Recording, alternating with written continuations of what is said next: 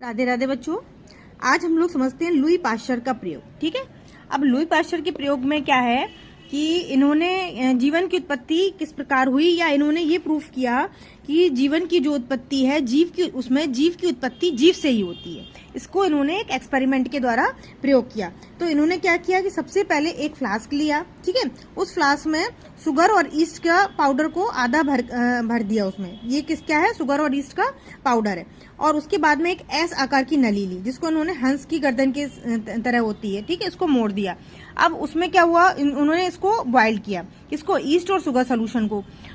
तो उसमें क्या होता है, घोल को उबालने पर फ्लास्क की जो हवा होती है वो एस नली से बाहर निकल गई। और उसमें देखा कि फिर उन्होंने देखा कि इसमें बहुत दिन तक घोल ना तो खराब हुआ, ना उसमें कोई चेंजेस आए।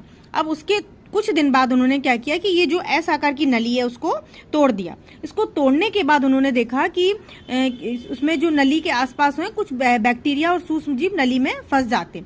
अब उसमें है तो इससे इन्होंने प्रयोग किया कि जो जीव की उत्पत्ति कैसे हुई है, जीव से हुई है। मतलब कि इसमें पहले जो है कोई भी एंटर नहीं कर पा रहा था, लेकिन जब तोड़ दिया तो जो बैक्टीरिया जो वो है कहाँ से आए, बाहर से आए। लेकिन जो सॉल्यूशन है उसके अंदर कोई बैक्टीरिया नहीं थी।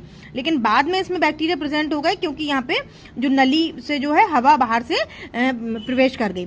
तो इस तीनों डायग्राम से आप लुई के पाश्चर के प्रयोग को समझ सकते हैं। इसमें इन्होंने पहले वाले में उन्होंने बताया कि इसमें शुगर और ईस्ट के घोल को भली प्रकार कर उबाल कर ठंडा किया। ठीक है। उसके बाद उन्होंने किया कि काफी समय बाद भी घोल खराब नहीं हुआ। क्यों? क्योंकि इसमें बैक्टीरिया नहीं है अंदर। मतलब कि जो बैक्टीरिया जो कहाँ से अंदर तो नहीं है, पर वो बाहर से प्रवेश करे कब, जब इस नली को तोड़ दिया गया।